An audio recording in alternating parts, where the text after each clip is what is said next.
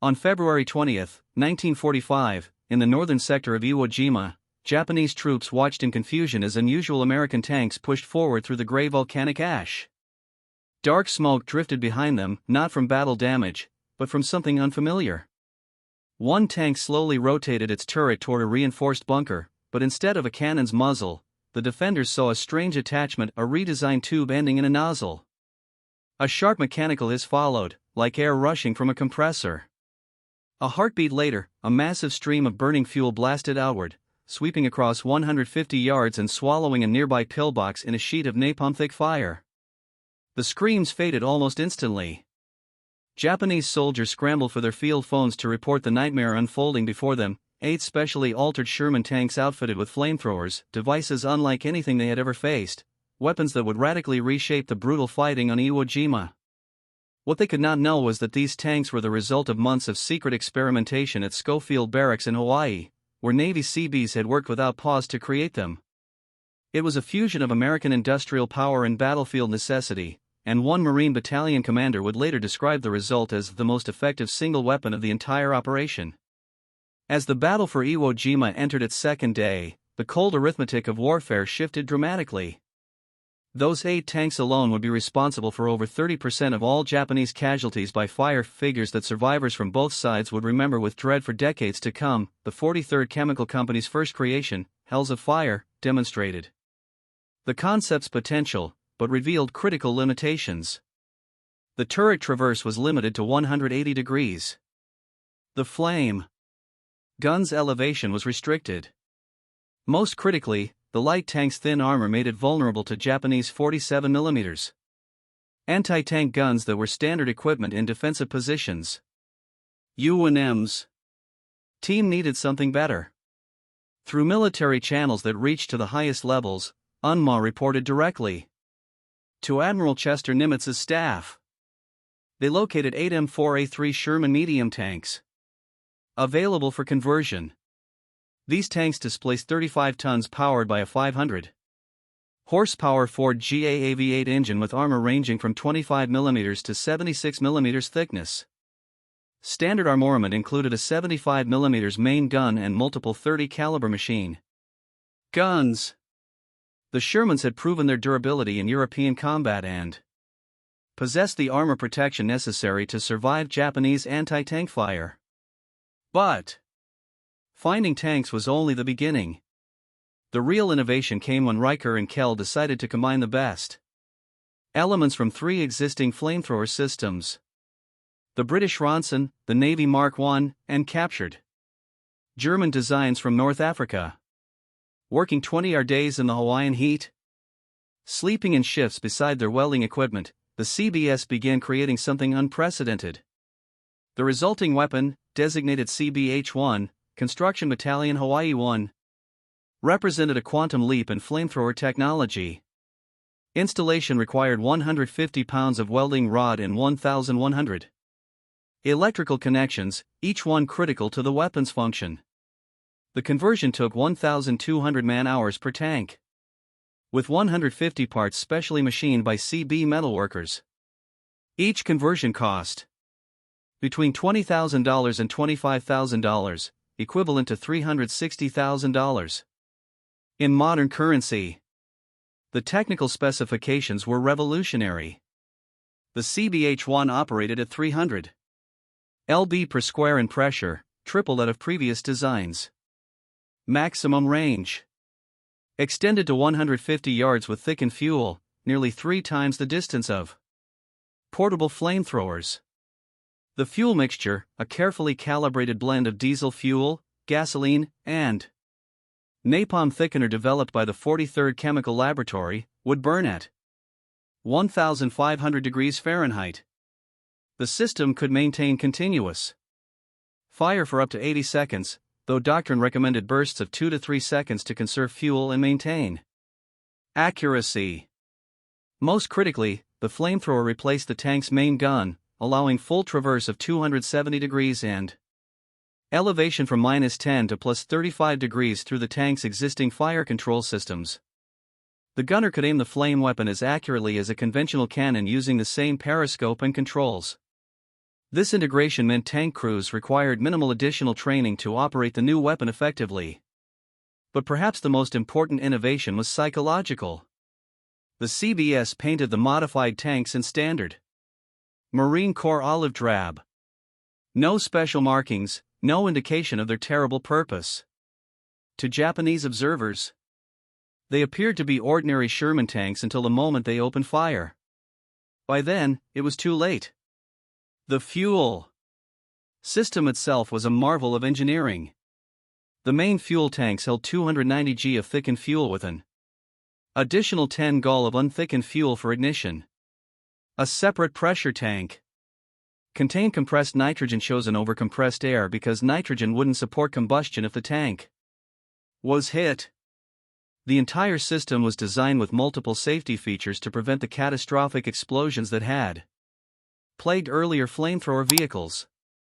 Inside the command bunker beneath Hill 382, General Kurabayashi had positioned his defenses according to precise mathematical calculations. Kill zones overlapped at specific angles. Artillery spotters hidden in spider holes could direct fire onto any grid coordinate within seconds. Machine gun nests were positioned to create interlocking fields of fire that would channel American forces into pre-registered artillery targets. The general's defensive philosophy was elegantly simple. Conserve ammunition. Remain underground. Make the Americans come to you. His standing orders issued to every commander were explicit. Do not die until you have killed 10 Americans. No large-scale counterattacks would be permitted. Every soldier was instructed to maintain position until overrun, then fight with grenades, bayonets, and finally bare hands. Simple mathematics suggested that with 21,000 defenders, they could inflict 210,000 casualties. Far more than the entire American invasion force. Japanese defensive doctrine had evolved significantly since the early Pacific battles. Intelligence reports from Saipan and Peleliu emphasized the vulnerability of flamethrower operators. The weapon's signature, the black smoke from burning diesel fuel, made operators easy to spot. The weapon's limited range meant operators had to expose themselves to enemy fire. In previous battles, portable flamethrower casualties had exceeded 70%, with some units suffering 92% losses among flame operators. Special training emphasized anti-flamethrower tactics. Machine gunners were instructed to concentrate fire on any soldier carrying the distinctive twin tanks of a portable flamethrower. Snipers received extra ammunition specifically for targeting flame operators. Infantry units practiced rushing flamethrower positions with bayonets, exploiting the weapon's minimum range where the operator couldn't depress the nozzle enough to defend himself. But all Japanese planning assumed flamethrowers would be carried by infantry. The concept of armored flamethrowers, tanks that could approach fortified positions under cover of their own armor while delivering accurate incendiary attacks at unprecedented range, had never been considered. Japanese defensive positions, carefully designed to withstand artillery and aerial bombardment, had no special provisions against burning petroleum that could seep through apertures in ventilation shafts. This oversight would prove catastrophic. The fortifications that were Japan's greatest strength would become death traps when faced with weapons that turned solid defenses into crematoriums. The 8 M4A3 flamethrower tanks landed on Iwo Jima's beaches on February 19, D-Day, mixed among the regular Sherman tanks of the 4th and 5th Tank Battalions. The official Marine Corps designation was M4A3 or 5. Though various documents used different nomenclature, including POACWSH1 and CB-1 Malawi and Kwacha. They came ashore in the 5th wave, around 1,000 hours after the beaches had been marginally secured. Navy orders specified they remain in reserve during the initial assault. Marine commanders wanted to assess the tactical situation before committing these valuable and irreplaceable assets. The tanks were distributed carefully for assigned to the 4th Marine Division, 4 to the 5th Marine Division. Each tank had been given a number for identification. 431 through 438. Some crews had painted nicknames on their vehicles. Hellfire, Cork Crew, Blaze of Glory. But most remained unmarked, their terrible purpose hidden. Until the moment of engagement. For the first 24 hours, the Flamethrower tanks sat idle near the beach, while Marines died by the hundreds, trying to advance against invisible Japanese positions. The volcanic ash, which rose to the top of a man's calf with each step, made infantry movement exhausting. Conventional tactics were failing catastrophically. Naval gunfire couldn't penetrate bunkers buried under 10 feet of volcanic rock and concrete. Artillery shells exploded harmlessly against positions designed to withstand direct hits from 16 inches naval guns. Marine riflemen found themselves attacking fortifications that might as well have been solid mountains. The first day's casualties were staggering. 2,420 Marines killed or wounded. The beach itself became a killing field as Japanese artillery, previously hidden, opened fire on the concentrated landing forces. Sherman tanks attempting to move inland bogged down in the ash or were destroyed by concealed anti-tank guns. By nightfall, the invasion force had advanced less than 700 yards from the beach, far short of D-Day objectives. That called for capturing the first airfield. On the morning of February 20th, D+1, the situation was desperate. The 21st Marine Regiment was pinned down attempting to cross Motoyama Airfield No. 1. 3 concrete pillboxes dominated the approach, their interlocking machine gun fire creating a kill zone 200 yards wide. 2 rifle companies had already been decimated attempting frontal assaults. The regiment had suffered 35% casualties in less than 48 hours. Lieutenant Colonel William Duplantis, commanding the 3rd Battalion, 21st Marines, made the decision that would change the battle's trajectory. He called for the flamethrower tanks.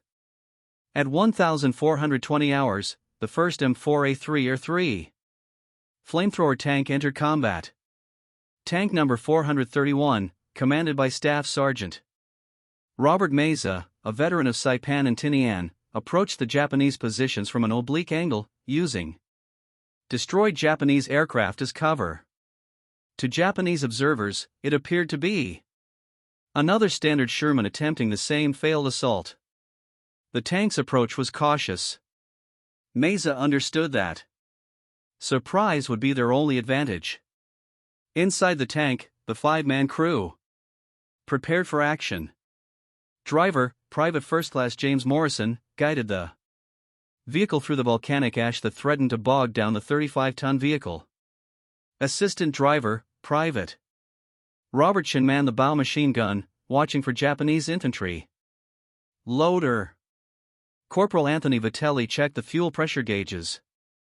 300 psi, optimal for maximum range. Gunner Corporal Thomas Carlson peered through his periscope, tracking the nearest pillbox. At 125 yards from the nearest pillbox, Meza gave the order. Gunner, flamethrower. Pillbox, fire. The CBH-1 flamethrower erupted with a sound witnesses described as the devil's own blowtorch. A stream of napalm-thickened fuel oil arced through the air, propelled by compressed nitrogen. The burning liquid struck the pillbox aperture with devastating accuracy, splashing through the machine gun port and flowing inside like lava. The effect was instantaneous and horrifying. Temperatures inside the concrete structure soared past 1,200 degrees Fahrenheit in seconds. The oxygen was consumed so rapidly that Japanese soldiers suffocated before the flames reached them. Those who survived the initial blast attempted to flee through rear exits, only to be cut down by Marine riflemen who had learned to position themselves for exactly this eventuality. Sergeant Meza traversed the turret 30 degrees and engaged the second pillbox. This time, the defenders were ready. A. Japanese 47mm anti-tank gun fired point blank, the shell striking the Sherman's frontal armor and ricocheting skyward. The tank shuddered but continued advancing. Carlson triggered another burst, maintaining fire for 15 seconds until black smoke billowed from every aperture of the fortification. The third pillbox required different tactics. Its position behind a rocky outcropping prevented direct engagement. Meeser ordered Morrison to advance within 80 yards dangerously close to Japanese infantry positions. As the tank crested a small rise, Japanese soldiers emerged from spider holes, rushing forward with satchel charges and magnetic mines. The tank's bow gunner opened fire with his .30 caliber machine gun, but several Japanese soldiers reached the vehicle's blind spot. This was the moment the CB's modifications proved their worth. Unlike standard flamethrower tanks that could only fire forward, the CBH-1's full traverse capability allowed Carlson to swing the turret 180 degrees and fire directly behind the tank. The attacking infantry were consumed by a blazing wall that witnesses said looked like the gates of hell opening. With the third pillbox neutralized, Marines of the 21st Regiment advanced 400 yards in 2 hours, more progress than they had made in the previous 2 days. Word spread rapidly through the Marine communications network. The flamethrower tanks worked. More importantly, they survived where conventional tanks failed. Within 6 hours, all 8 flamethrower tanks were in action across the front. The tactical revolution was immediate and profound. Tank number 434, supporting the 23rd Marines near the East Boat Basin, destroyed 4 fortified positions in a single afternoon. The crew developed a technique called cork crew and burn, approaching an A spiral pattern to avoid anti-tank fire while maintaining continuous flame suppression. The psychological effect was as devastating as the physical destruction.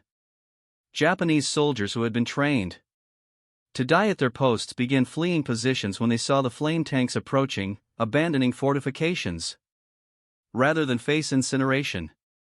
Tank number 437 pioneered breach and clear tactics with the 24th Marines. The flamethrower would first neutralize A position's defenders. Then Marine engineers would rush forward with demolition charges to permanently destroy the fortification. This combination proved devastatingly effective against positions that had resisted days of conventional assault. In one afternoon, a single flame tank engineer team destroyed 7 bunkers that had stopped an entire battalion's advance. But it was tank number 432 that demonstrated the weapon's true psychological impact. Supporting the 26th Marines near the base of Mount Suribachi, the tank approached a complex of interconnected caves. Commander Sergeant William Patterson ordered his driver to stop 100 yards from the cave entrances. Through the tank's periscope, Patterson could see Japanese soldiers watching from the darkness. Patterson triggered a short burst of flame into the air, a demonstration. The psychological effect was immediate and unprecedented. Japanese soldiers began fleeing from rear exits, abandoning positions they had been ordered to defend to the death. Marine riflemen were so surprised they initially failed to fire on the retreating enemy. In 30 minutes, an entire defensive sector collapsed without the tank firing a shot directly at enemy positions. This represented the first mass abandonment of defensive positions in Japanese military history. By nightfall on February 20th, Marine units were already modifying their tactics around flamethrower tank availability. Attack plans were postponed until flame tanks could be brought forward. Infantry units learned to follow 50 yards behind the tanks, close enough to exploit the shock effect, but far enough to avoid the heat blast that could singe eyebrows. At 30-yard, artillery observers began marking targets specifically for flamethrower engagement rather than conventional bombardment. The numbers from the first day of flame tank combat were striking. 47 fortified positions destroyed. Marine casualties in supported sectors down 40% from the previous day. 600 yards of territory gained in areas that had been static for 48 hours. But the most significant statistic was psychological. For the first time, significant numbers of Japanese soldiers were abandoning positions rather than dying at their posts. The Japanese response was swift but largely ineffective.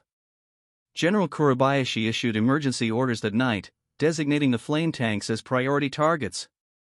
All available 47mm anti-tank guns were to concentrate fire on these vehicles. Special assault teams were organized. Volunteers who would attack with explosive charges strapped to their bodies. Infantry units were instructed to target the flame tanks' vision blocks with concentrated rifle fire, hoping to blind the crews. But the fundamental problem remained insurmountable. The flamethrower tanks looked identical to regular Shermans until they fired. Japanese gunners couldn't identify priority targets until it was too late. Worse, focusing on flame tanks meant ignoring conventional tanks that provided covering fire. The Americans had achieved tactical surprise through mechanical innovation. On February 23, D+4, the same day Marines raised the flag on Mount Suribachi, the flamethrower tanks faced their greatest test. The 3rd Marine Division was attempting to capture Hill 382, the second highest point on Ioma and the cornerstone of Kurobayashi's northern defenses. The hill was honeycombed with bunkers and tunnels reaching 7 stories underground. Japanese defenders had pre-registered every approach with artillery and mortars. The position had been designed by Japanese engineers to be impregnable. Multiple defensive lines, interlocking fields of fire, underground galleries, allowing defenders to reappear behind attackers. Previous assaults had failed with casualties exceeding 50%. The 1st Battalion, 9th Marines, had lost 70% of its strength attempting to take just the approaches to the hill. At 0800 hours, 4 flamethrower tanks advanced in echelon formation, supported by 6 conventional Shermans and a battalion of Marine infantry. This time, the Japanese were ready. Hidden 75mm mountain guns, larger than the standard 47mm anti-tank weapons, had been positioned specifically to engage flame tanks. As the lead flame tank crested the first rise, concentrated fire erupted from 3 concealed positions. The first round struck Tank 433's track, immobilizing it. The crew continued firing the flamethrower while stationary, creating a curtain of flame that obscured following vehicles and suppressed Japanese positions. This self-sacrifice allowed the other tanks to maneuver. Tank number 431 pushed through the smoke, advancing through artillery fire. That would have stopped an infantry assault cold. Shell fragments rattled against the armor like hail. The driver, Private First Class Morrison, later described navigating by periscope through smoke so thick he could barely see 10 feet ahead. At 60 yards from the main Japanese bunker complex, Tank 434's flamethrower erupted. But this time, the Japanese had adapted. Engineers had installed steel plates over bunker apertures that could be closed between machine gun bursts. The flame splashed harmlessly against sealed steel. It seemed the Japanese had found a counter to the flame tanks. Gunner Corporal Michael Rodriguez made a critical observation.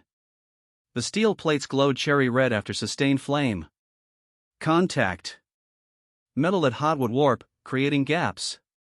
Rodriguez maintained fire for 45 seconds, far longer than doctrine recommended, dangerously depleting fuel reserves. The steel plate buckled. The incendiary mixture poured through the gaps. The bunker's interior became an inferno. Ammunition cooked off in explosive chains. Concrete cracked from thermal shock. Secondary explosions revealed the tunnel entrances Japanese engineers had carefully concealed. Marine infantry rushed forward with Satchel charges, throwing explosives into every opening before the defenders could reorganize. In 3 hours, Hill 382's outer defenses had been breached. The impregnable position was falling, but the battle also revealed the flamethrower tank's limitations. Tank number 431 exhausted its fuel supply after 80 seconds of continuous operation. Refueling required withdrawing to designated areas where specialized fuel trucks waited, a process that took 2 hours minimum. During that time, Japanese defenders could reinforce and reorganize. The tanks were powerful, but not inexhaustible. Most significantly, on this same day, Corporal Herschel Woody Williams demonstrated that man-portable flamethrowers still had a critical role. When flamethrower tanks couldn't maneuver through a narrow ravine called the amphitheater, Williams advanced on foot with a 70-pound M2-2 flamethrower. In 4 hours of combat, covered only by 4 riflemen, 2 of whom would die protecting him, Williams destroyed 7 pillboxes that were inaccessible to tanks. Williams's technique complemented the flame tanks perfectly. Where tanks couldn't go, brave men with portable flamethrowers could still advance. His actions that day would earn him the Medal of Honor. He would become the last surviving World War II Medal of Honor recipient, passing away in June 2022 at age 98. His citation read in part, "Quick to volunteer his services when our tanks were maneuvering vainly to open a lane for the infantry through the network of reinforced concrete pillboxes, buried mines, and black volcanic sands." Corporal Williams daringly went forward alone to attempt the reduction of devastating machine gun fire from the unyielding positions. The statistics from the first week of combat told a remarkable story. In sectors where flamethrower tanks operated, Marine casualties dropped by 40% compared to unsupported attacks. Japanese positions that had resisted days of conventional assault fell within hours. The 8 tanks had consumed 70,000 gal of fuel mixture in 7 days, destroying an estimated 300 fortified positions. Daily consumption averaged 10,000 gallons, a logistical challenge that required establishing special fuel depots near the front lines. By early March, the battle had shifted to Iwo Jima's northern plateau, a hellscape of sulfur pits, twisted ravines, and volcanic rock formations that made tank operations nearly impossible. General Kurabayashi had positioned his final defensive line here precisely because the terrain favored defenders. The area had been designated the meat grinder by Marines who faced 850 casualties taking a single hill. Tanks that attempted to navigate the broken ground through tracks on sharp volcanic rocks or bellied out on obstacles invisible beneath the ash. The flamethrower tanks adapted again. Unable to maneuver freely, they became mobile pillboxes positioned at key points to support infantry advances. Marine engineers from the 5th Engineer Battalion worked through the night, constructing ramps and clearing paths often under sniper fire, allowing flame tanks to reach positions previously thought inaccessible. When direct assault proved impossible, the tanks fired indirectly, bouncing flame streams off rocks to reach around corners and into defilated positions. On March 8, D+17, tank number 436 achieved what crews called the impossible shot. Supporting the 9th Marines' assault on Cushman's Pocket, a complex of caves and bunkers built into a near-vertical cliff face, the tank commander, Sergeant Daniel Foster, calculated that flame fired at maximum elevation might arc over the cliff edge and fall into Japanese positions from above. The physics were marginal. The CBH-1 flamethrower could elevate to 35 degrees. But reaching the target required a 40 degrees angle. Foster ordered his driver to position the tank on a pile of rubble created by naval bombardment, tilting the entire vehicle backward. With the tank precariously balanced and enemy mortar rounds falling around them, Gunner Corporal Anthony Vitelli triggered the flamethrower. The molten napalm arced high into the air, seemed to hang for a moment at its apex, then cascaded down into the Japanese positions. The effect was devastating, not just physically, but psychologically. Japanese soldiers had believed their elevated positions were immune to flamethrower attack. That assumption died in the inferno. Witnesses reported Japanese soldiers leaping from the cliffs rather than burn alive, choosing death by falling over death by fire. By mid-March, the flamethrower tanks had evolved into the centerpiece of a combined arms system. Each flame tank operated with a dedicated support team. Conventional tanks for suppressing enemy anti-tank guns, infantry for close protection against suicide attackers, engineers for obstacle clearance, and ammunition carriers bringing forward the 300-gallon fuel trailers that extended operational time. This integration represented a revolution in assault tactics that would influence Marine Corps doctrine for decades. The fuel logistics alone required extraordinary effort. Electricians Mate Second S. Kissel, one of the original designers, had accompanied the tanks to Iwo Jima to supervise maintenance. He later reported that keeping the 8 tanks operational required a supply chain stretching back to Pearl Harbor. Fuel mixing stations operated 24 hours a day, combining diesel fuel, gasoline, and napalm powder in precise ratios. The mixture had to be used within 72 hours or it would separate and clog the flame guns. The Japanese response continued to evolve as well. Specialized anti-tank squads were formed of volunteers who would attack with explosives strapped to their bodies. These human bombs achieved occasional successes. On March 11, Tank 438 was destroyed when a Japanese soldier detonated himself against its engine compartment, killing 3 of the 5 crew members. Yet such tactics ultimately proved ineffective. For every flame tank taken out, replacements arrived from the beach, and damaged tanks were often repaired and returned to service. Observing from his command bunker deep beneath the northern plateau, General Kurobayashi grasped the strategic significance. In his final report to Imperial Headquarters on March 17, he wrote, "The enemy's specialized flame tanks have been more effective than all their artillery and aerial bombardments combined. They accomplish in minutes what conventional weapons cannot in days. We have no counter to this weapon." The Americans possess not only superior numbers but also superior creativity. The climax came in the final week of March as Marines advanced into the gorge, Kurobayashi's last stronghold. This convoluted network of ravines and caves, nicknamed the Bloody Gorge by the Marines, became the ultimate test of American tactical innovation against Japanese defensive determination. In an area less than 700 yards across, the remaining 3,000 Japanese defenders prepared for their final stand. On March 21, D+30, all operational flamethrower tanks, 6 of the original 8, with 2 under repair, were deployed in a coordinated assault. They were reinforced by 4 additional tanks shipped from Hawaii, though these newer models used the less effective Ronson system, with only 60 to 80-yard range. Nevertheless, this marked the largest concentration of flame tanks in the Pacific War. Tank 431, repaired after being disabled on Hill 382, led the attack, its armor scarred from prior combat, patched where shell fragments had pierced, dented from dozens of hits that failed to penetrate, and scorched from near misses. Tank 433, with a makeshift track repair producing a distinctive clanking sound, took the left flank. Tanks 434, 436, and 437 formed the center, while 432 anchored the right. The assault began at 1,000 hours in a crescent formation, creating overlapping arcs of flame, leaving no gaps for Japanese defenders.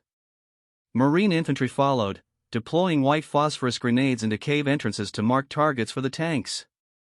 Engineers used demolition charges to seal positions cleared by the flames.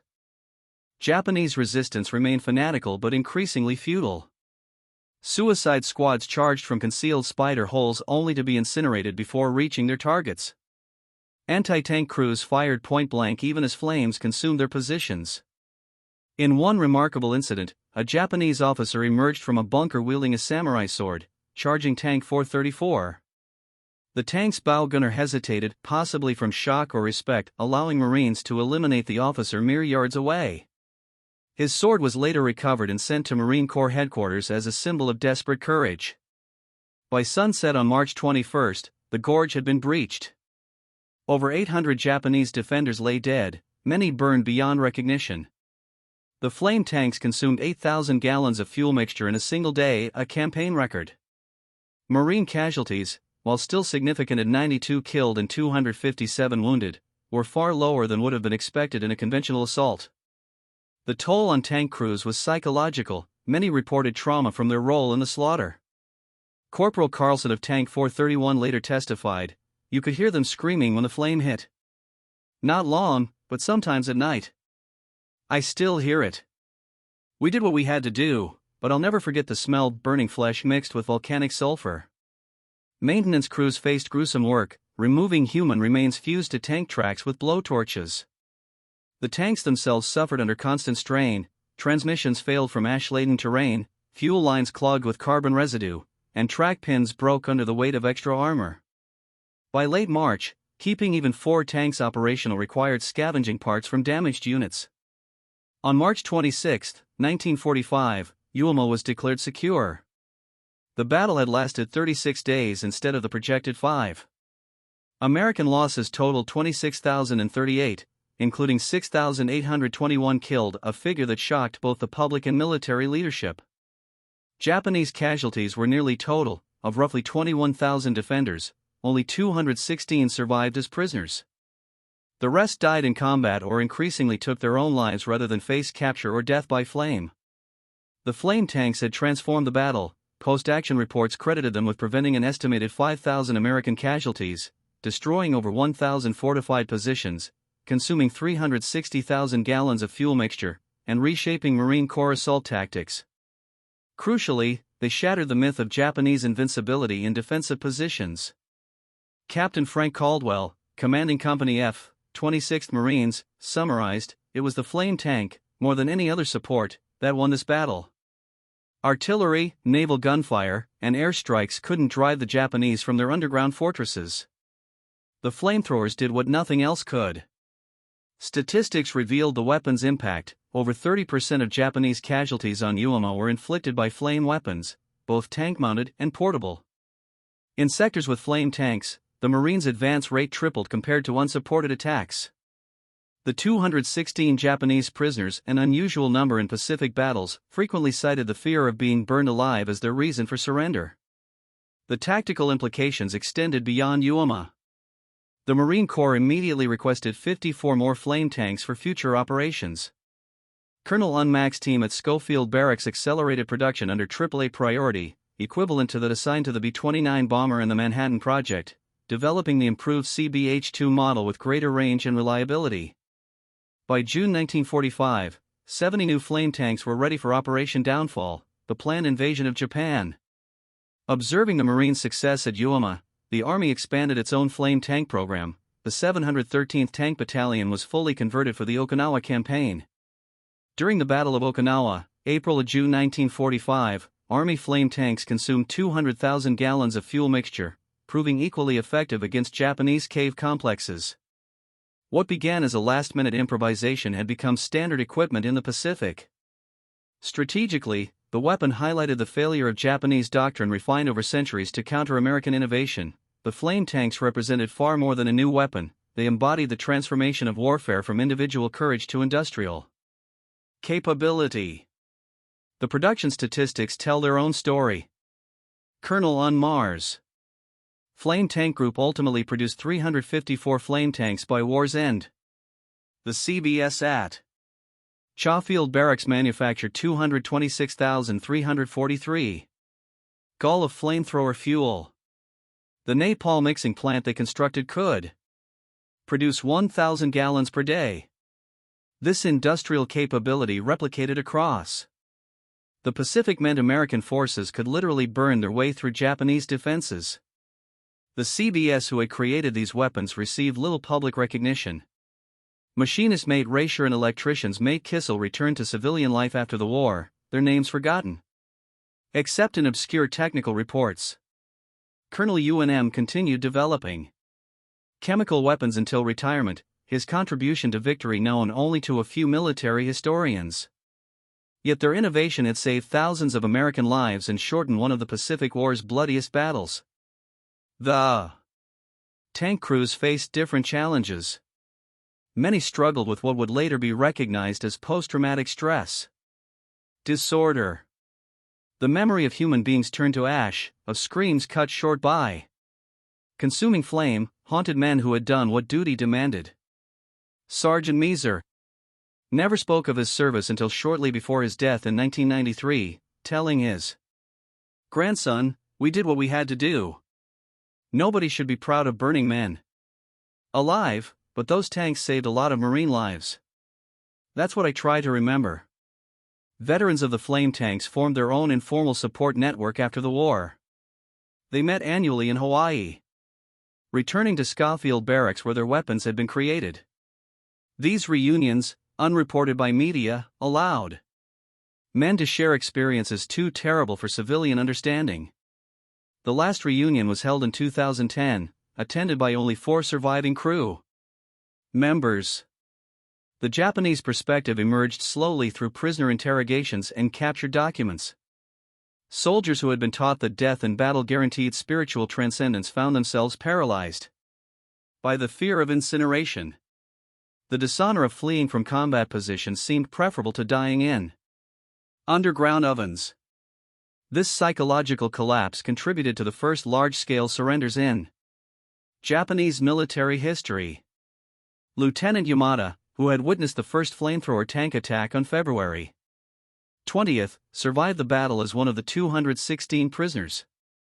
In post-war testimony to American intelligence officers, he reflected, "We had prepared for every form of death, bullets, shells, bayonets, starvation. We had not prepared for burning petroleum that sought us out in our deepest bunkers. The flame tanks broke our spirit in ways no conventional weapon could. They turned our greatest strength, our underground fortifications, into our tombs." Former Sergeant Masao Hayashi, captured after being burned while fleeing a bunker, provided graphic testimony. "The nap alarm came like a flood, pouring into every space. Men tried to escape through emergency exits, but found more flames waiting. Some shot themselves rather than burn. Others ran into American gunfire, preferring bullets to incineration. I saw warriors who had fought since China refused to enter positions after seeing flame tanks approaching. This was not the death we had trained for." The transformation represented by the flamethrower tanks extended into the post-war period. The United States Marine Corps, analyzing the success at Iwo Jima, fundamentally restructured its assault doctrine around combined arms tactics integrating armor, infantry, and engineers. The concept of specialized armor for specific battlefield problems became standard military thinking. Future weapons development would prioritize adaptability and innovation over pure firepower. The technology itself continued evolving. The M4A3 or 3 Sherman flamethrower tanks served in Korea, where they proved equally effective against Chinese bunker complexes during the battles for the Punch Bowl and Heartbreak Ridge. Marine flame tanks destroyed over 300 Chinese positions during the Korean War, though with less dramatic effect due to better Chinese awareness of the weapons' capabilities. The last American flame tank, the M132 armored flamethrower, based on the M113 armored personnel carrier, wasn't retired until 1978. Ending a weapons lineage that began with 8 hastily modified Shermans in a secret warehouse in Hawaii. By then, thermomoric weapons and precision-guided munitions had replaced flamethrowers as the primary means of defeating fortified positions. International law eventually restricted flamethrower use with Protocol 3 of the Convention on Certain Conventional Weapons limiting incendiary weapons. The weapon that had been decisive at Iwo Jima became controversial as public opinion shifted against weapons deemed excessively cruel. Yet military historians note the irony. The flamethrower tanks, for all their horror, had shortened the battle and potentially saved thousands of lives. That conventional assault would have claimed. The industrial achievement cannot be understated. The United States produced 49,234 Sherman tanks during World War II. Only 354 were converted to flamethrower configuration. Yet, these few hundred vehicles had impact far exceeding their numbers. At Iwo Jima, 8 tanks had changed the course of a battle that might have lasted months and cost tens of thousands more casualties.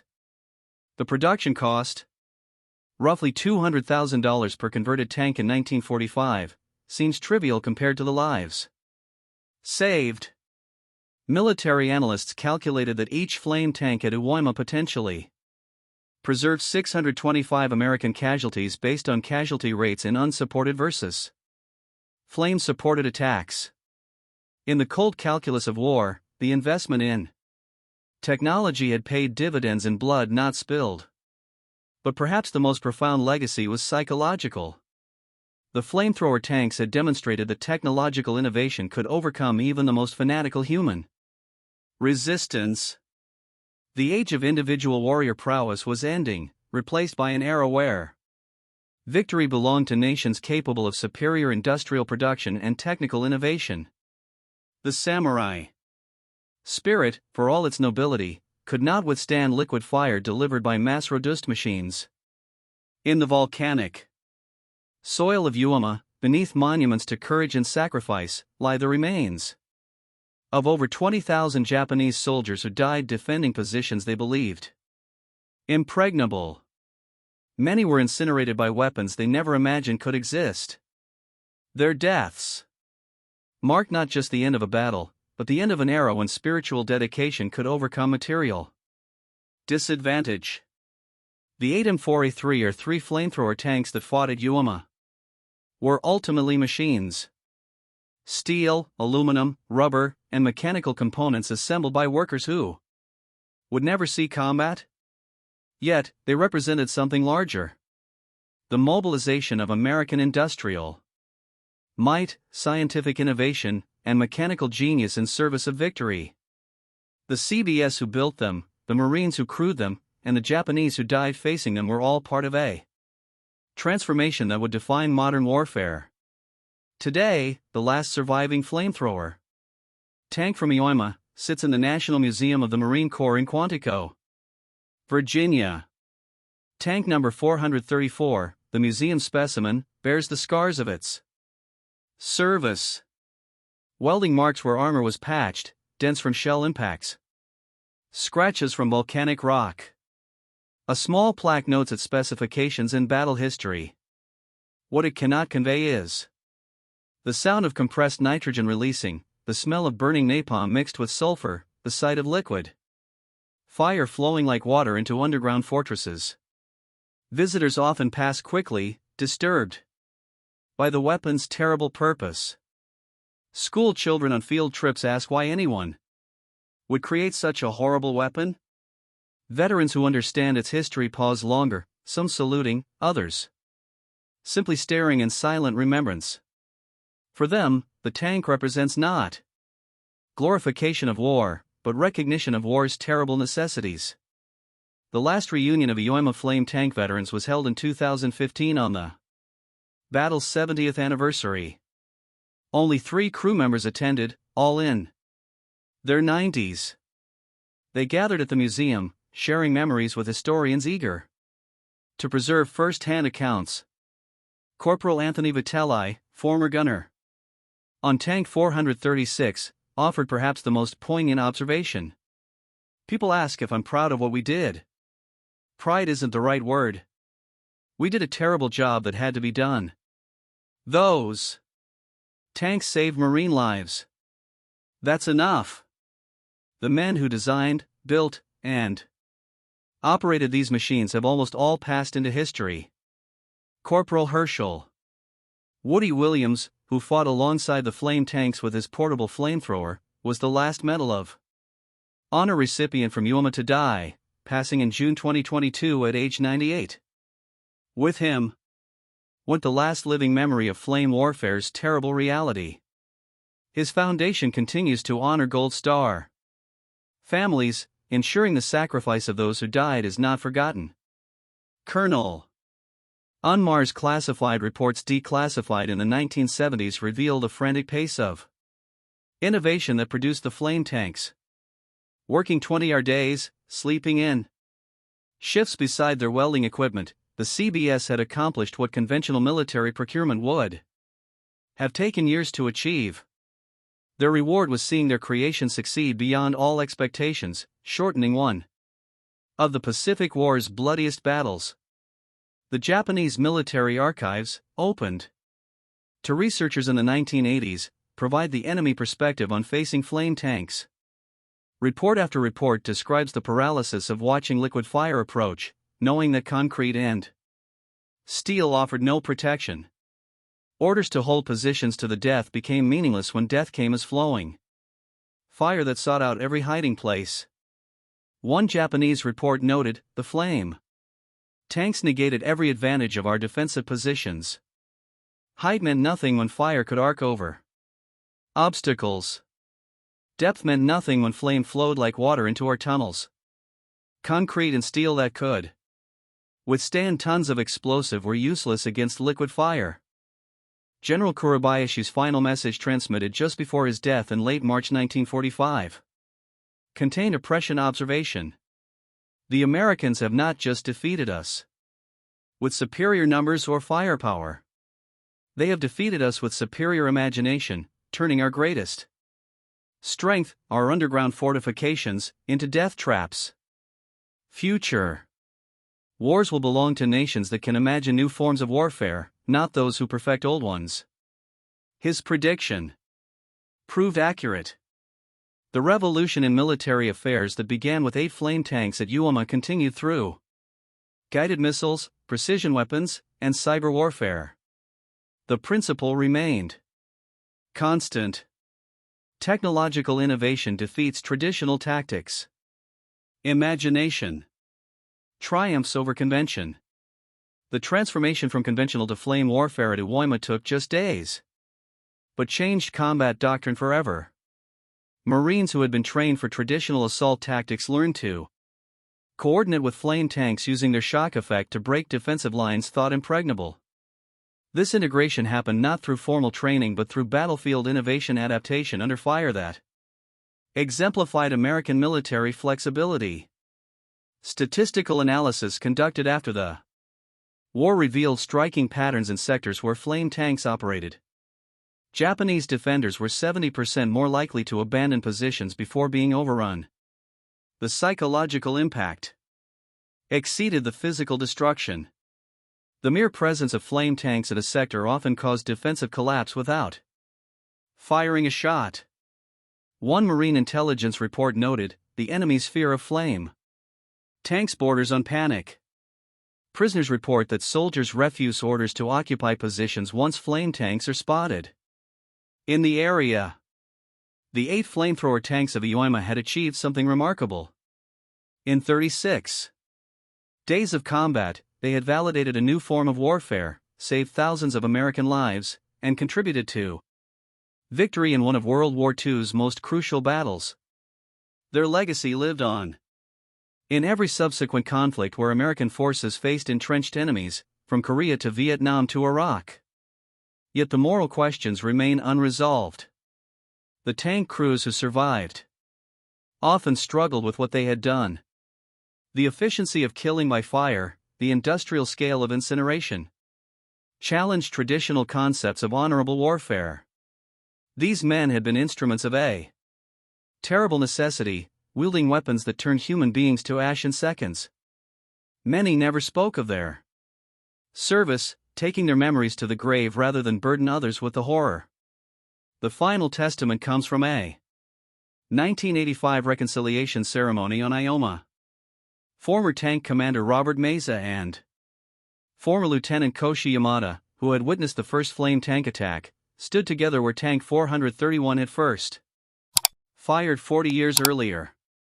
Yamada spoke through an interpreter. I hated you for 40 years. The flame tanks killed my friends in ways I cannot forget. But I understand now. War makes monsters of us all.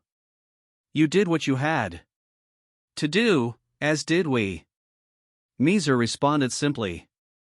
We were all just boys trying to survive. I'm glad we both lived to stand here today. The two old warriors embraced. As the sun set over Uwama's black sand beaches, the veterans walked together toward the memorial to all who died. Behind them, Mount Suribachi rose against the darkening sky.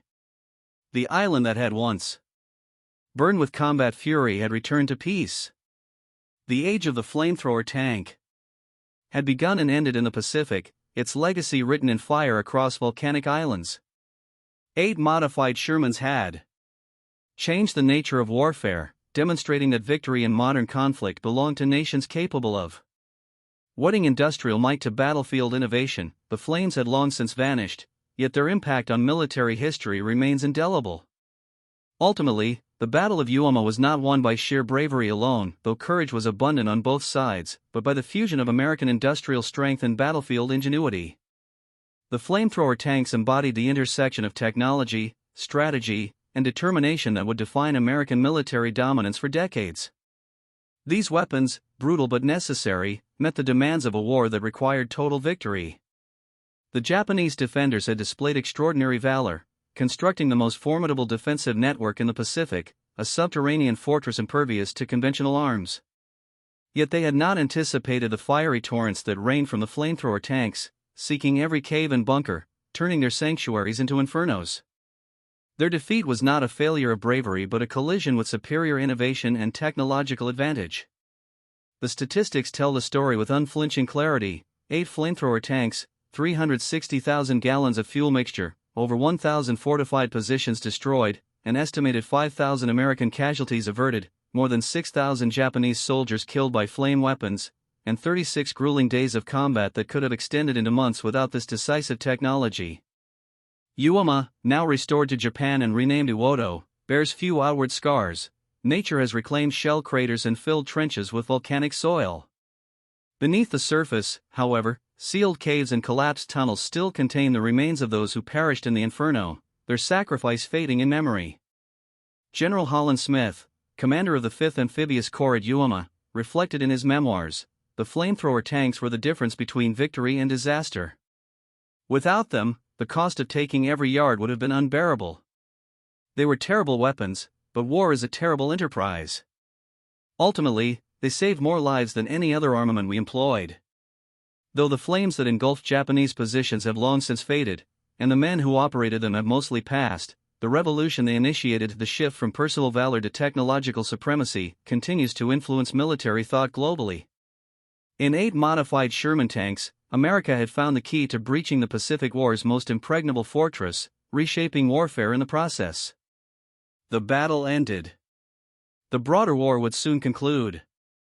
Yet the echoes of those flames, the hiss of compressed nitrogen, the cascade of burning fuel into hidden bunkers, and the screams silenced by heat, will reverberate through military history forever.